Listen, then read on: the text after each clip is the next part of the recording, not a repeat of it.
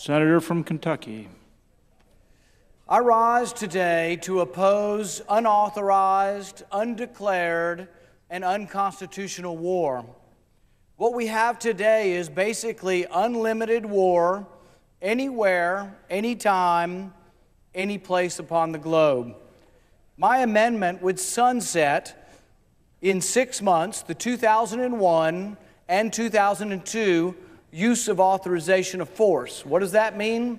This was legislation passed many years ago to go after the people who attacked us on 9/11. I supported that battle, but I think the mission is long since over. I don't think that anyone with an ounce of intellectual honesty believes that these authorizations from 16 years ago and 14 years ago, I don't think anyone with intellectual honesty believes that they authorize war in 7 different countries.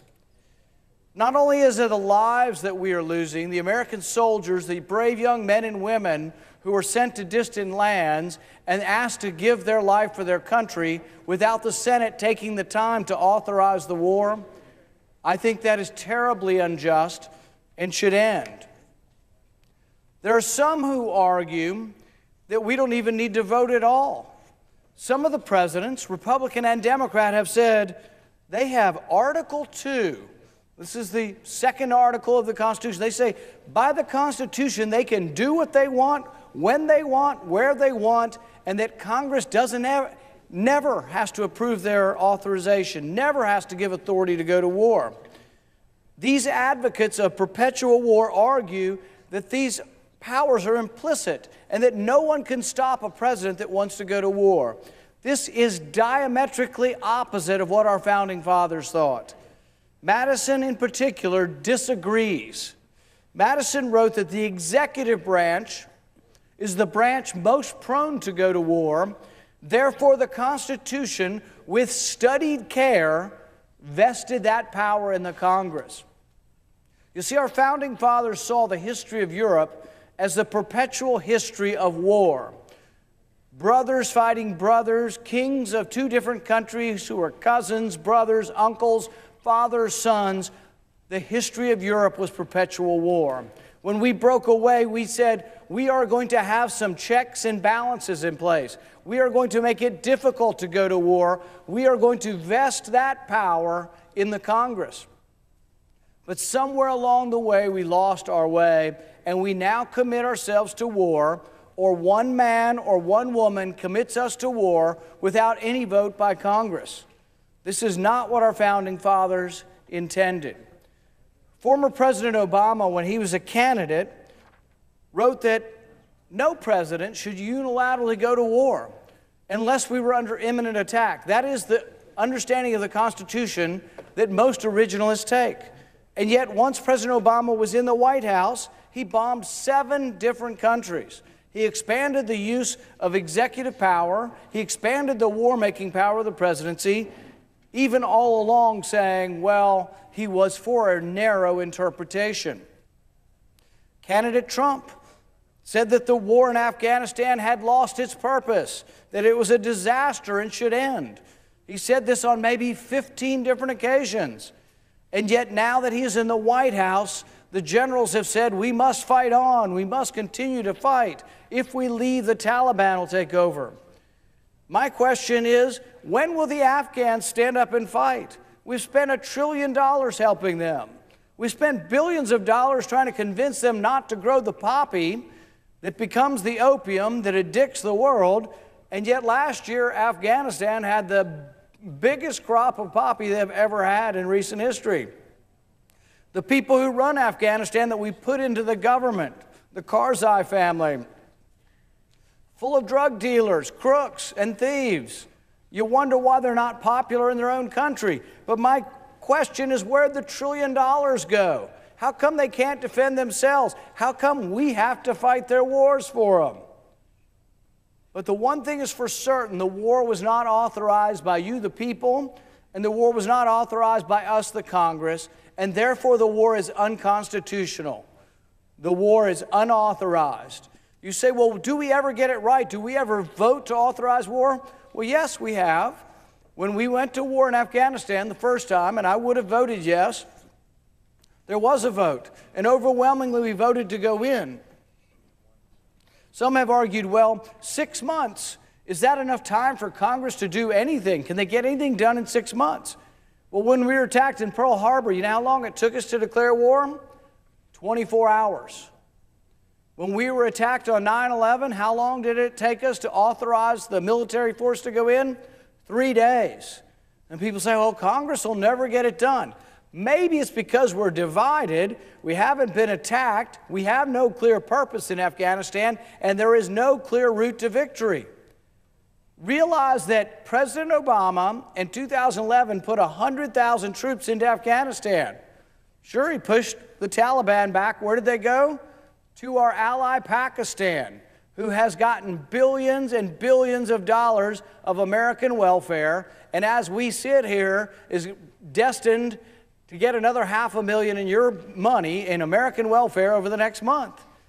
Billions and billions of dollars we send to Pakistan, but where does the Taliban live? In Pakistan. They run back and forth across the border.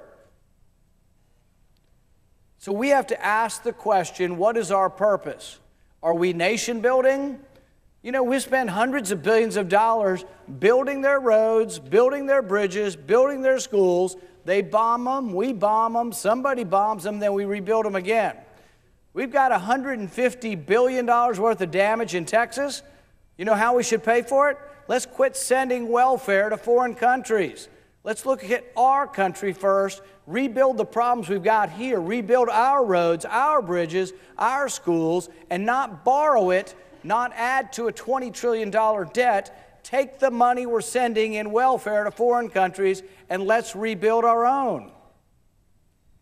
We are at war in 7 countries. None of them voted on by Congress. Is it expensive? Yes, to the tune of trillions of dollars. Today we will debate the issue of war and whether Congress is constitutionally bound to declare war. We will debate whether one generation can bind another generation to perpetual war. We are at the point where we've been so long in Afghanistan that people are fighting. Within the next year, there will be people fighting who were not yet born at the time of 9/11. This war no longer has anything to do with 9/11, has no longer anything to do with any vital interest of our country. It has to do with us believing that we can reshape the world and make the world safe for democracy. Everybody's going to love America and everybody's going to become a Western-style democracy. Guess what? It's never going to happen. Afghanistan's not even a real country. It's a collection of 5 or 6 tribal lands that were stuck together by Europeans who had no knowledge of the local people. They don't even like each other, much less us. They are not a country. They will not listen to Kabul. You know what they call the president who resides in Kabul? They call him the mayor of Kabul, derisively, because he has no sway over them. They're interested in who their chieftain is in their local area. They speak 5 different languages. They're never going to be a country. But if you want to be at war there, you want to send your sons and daughters to Afghanistan, you think somehow that's going to make our country safer, let's vote on it. So what I'm advocating is a vote. For the first time in 16 years, I'm advocating we should vote on whether or not we should be at war. It should be a simple vote. But you know, it's like pulling teeth. I've been trying very hard to get this vote for 5 years now. I'm this close. I'm hoping we get the vote today or tomorrow, but it isn't easy because we've been obstructing and obstructing and obstructing, and no one wants to be on the line. Well, that's why we were elected, to put our name, put our John Hancock on the line. Are you for the war or against the war? I think I'm done. I'm done. I'm ready to come home. I remember my father saying in one of the presidential debates in 2008, they said, how will you get the people home? He says, we just marched in, we can just march out.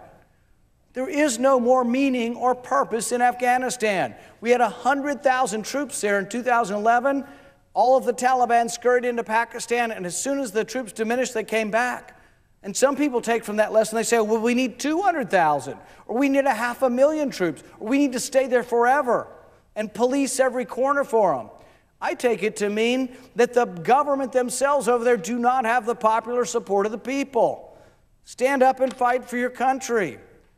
Half of the people in Afghanistan who were helping us over there came to our country. They fled.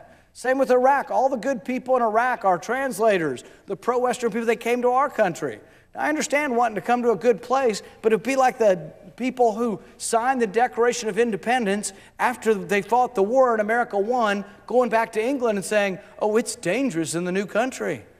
But that's what we've been saying year after year. And so the people who have pro-Western values from Afghanistan now live in the United States, and the same in Iraq. The thing is we need to have some tough love. They need to practice some responsibility, and they need to take ownership of their country. But as long as you coddle people, as long as you give people stuff, as long as you fight their wars for them, they're not going to step up and fight.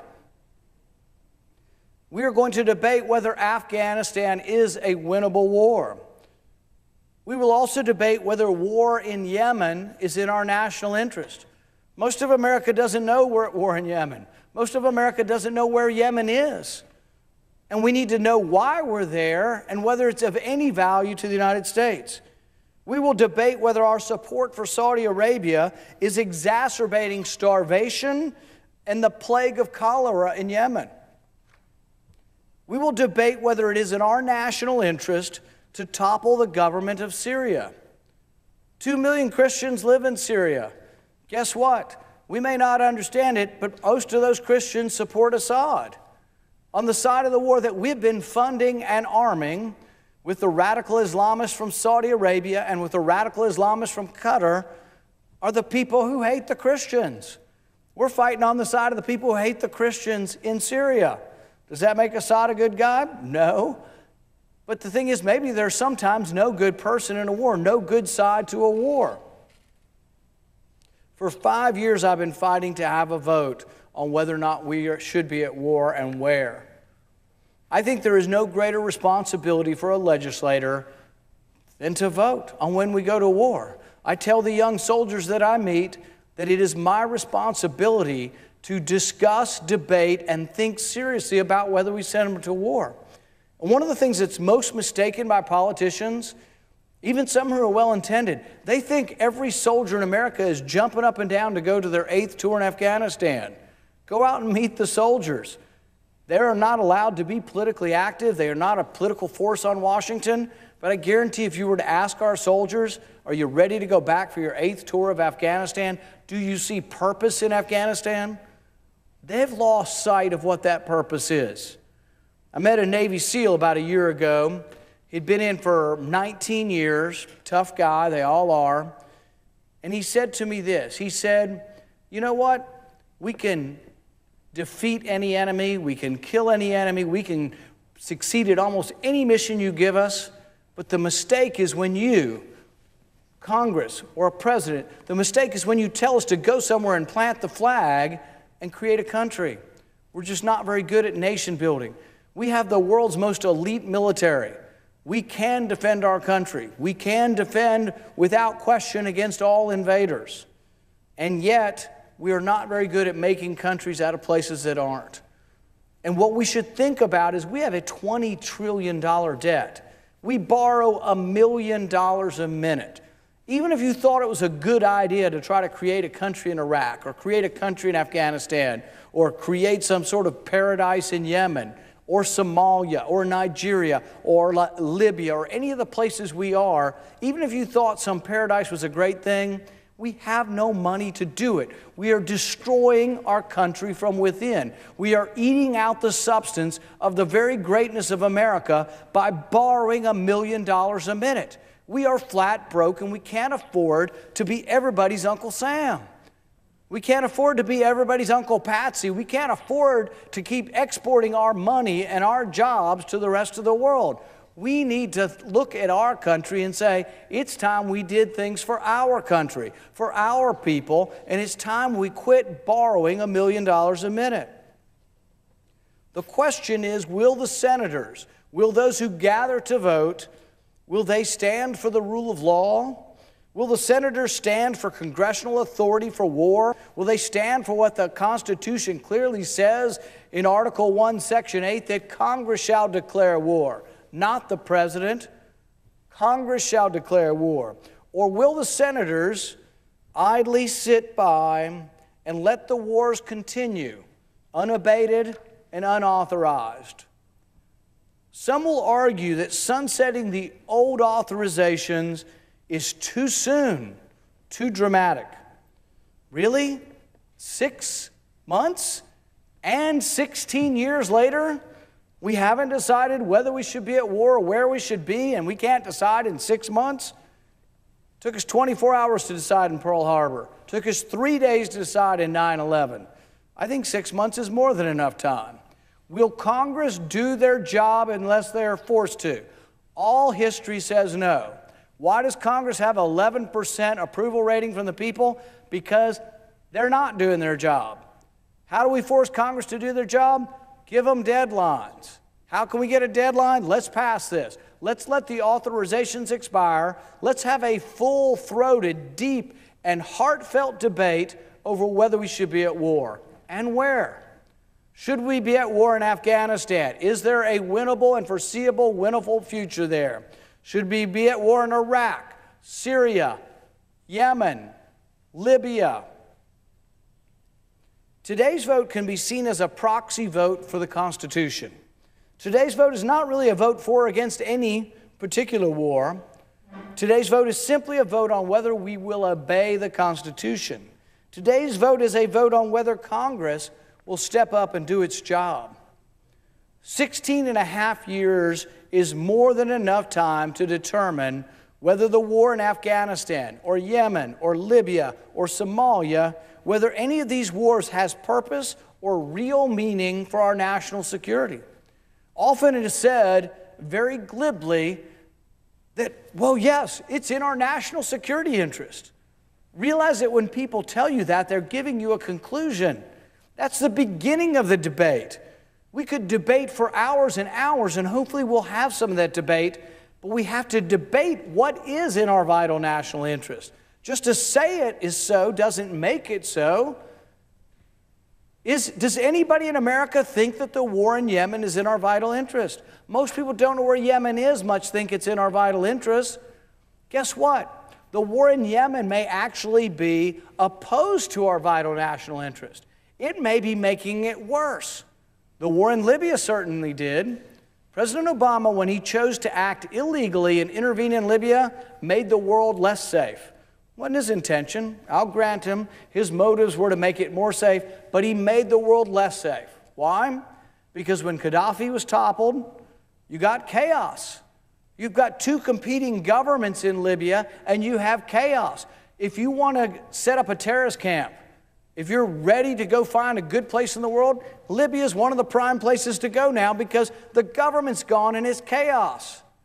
So I would argue that the intervention, one of the wars that we fought illegally without the approval of the Senate, under the unilateral action of the president, made us less safe.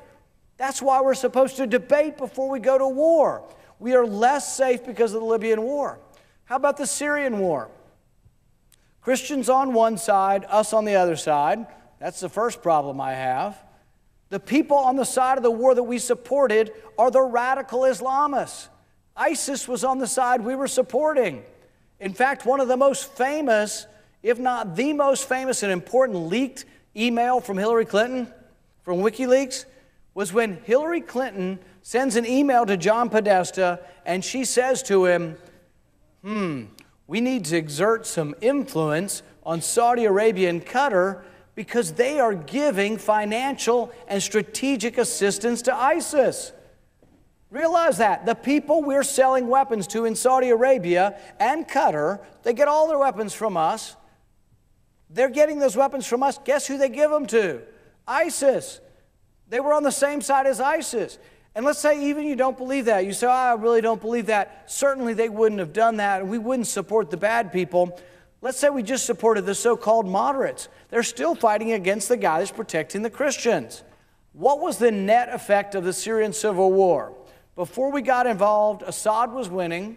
Once again, like Gaddafi, not a great guy, but he does defend, and the Christians do support him. He was winning the war. We turned the tide of the war by flowing in hundreds and hundreds of tons of weapons in 2013. Us, Qatar, and Saudi Arabia. But these weapons went in indiscriminately. What happened when we turned the tide of the war? Chaos and a vacuum. In that vacuum, guess who arose? ISIS. So when you created chaos in Libya by fighting an unconstitutional, unauthorized war, you got more terrorism, more chaos, and the world is a less safe place. When we got involved in Syria without the authorization of Congress, unconstitutional, unauthorized, what did you get? Chaos and the rise of ISIS. What do we have in Yemen right now? In Yemen, we have a Sunni-backed government in exile supported by the Saudis, and you have these Houthi rebels supported by Iran. But that's not all you have in Yemen. You also have Al-Qaeda of the Arab Peninsula, 3 different groups. It is said that Al-Qaeda of the Arab Peninsula is actually the strongest remaining presence of Al-Qaeda. Is it possible that in us supporting the Saudi Arabian-backed government against the Houthis, that they fight and kill each other to such a degree of chaos that Al-Qaeda of the Arab Peninsula fills the vacuum? Well, if you look at Libya, that's what happened. If you look at Syria, that's what happened. What if it happens in Yemen? And you have to say, what is our vital interest in Yemen? Why are we in Yemen? Why are we supplying bombs to the Saudis? Is it somehow making us safer for terrorism? Are we killing them over there so they don't kill us over here? Well, guess what? We may be creating more terrorists than we can possibly kill. The Saudis bombed a funeral procession of civilians. They killed 150 people and they wounded 500. Do you think they're ever going to remember or ever forget about it? That's going to be passed down through oral tradition for 1,000 years, and they will talk about the day the Saudis came and bombed civilians. And they will also say in the next breath, guess who gave them the bombs? The Americans. Guess who helped guide the planes? Guess who refueled the planes in the air? The Americans refueled the Saudis the day they came to bomb a funeral procession. So in the end, we killed 150 people, and you should say, well, they were all bad people. They were at the funeral of a bad person. Well, do you think we killed 150 and that's the end of it? Or do you think those who were wounded that survived and went back to their villages tell every one of their neighbors and everyone in the village about the day the Saudis came with the American bombs? So we have to ask ourselves, are we making things better? Is Yemen in our vital national interest? Are we making things better or are we making things worse? Is there a possibility that we lead to such chaos that Al-Qaeda in the Arab Peninsula rises up and becomes a real threat to us? What else is happening in Yemen? It's one of the poorest countries on the planet. 17 million people, as we speak, live on the edge of starvation. 17 million people. They're having the largest outbreak of cholera. Where's most of this happening? Where's most of the starvation, most of the killing, and most of the cholera? It's in the areas that are being bombed by the Saudis. They have bombed the infrastructure into ruins, and there is no clean water. So you have cholera being spread. War is probably the most common and most important precipitating factor in humanitarian disasters. If you look at humanitarian disasters around the world, you'll find the #1 cause is war. And Yemen was already a poor place to begin with. But you're fighting the war and nobody asked your permission. You're fighting a war in Yemen through the proxy of Saudi Arabia, and no one has asked my permission. This is a grave insult to us. It is dangerous to the treasury, but it's also your sons and daughters are being asked to go to Yemen now. We had a manned raid in Yemen and lost one of our Navy SEALs. I've asked what we got, and they just sort of push me off and say, oh, they might tell me on another occasion. No one will tell me what we got. They claim it was great. It was the best stuff you could ever find. It's going to prevent all these kinds of loss of lives. But the thing is, we have no business in Yemen. We've not voted to go to war in Yemen. We've been at war 16 years, the longest war now in Afghanistan. There is no purpose left. There is no future for the war in Afghanistan. Today's vote will be remembered as the first vote, if we have it, in 16 years on whether to continue fighting everywhere, all the time, without ever having to renew the authorization of Congress. I hope senators will think long and hard about the 7 ongoing wars and at the very least show regard for our young soldiers and go on the record to uphold their oath of office. Each senator should uphold their oath of office and defend the Constitution and its requirements with regard to war. I, for one, will stand with soldiers, young and brave, sent to fight in distant lands in a forgotten forever war. I will stand for the Constitution. I will stand with our founding fathers who did everything possible to make the initiation of war difficult. I hope my colleagues will stand for something.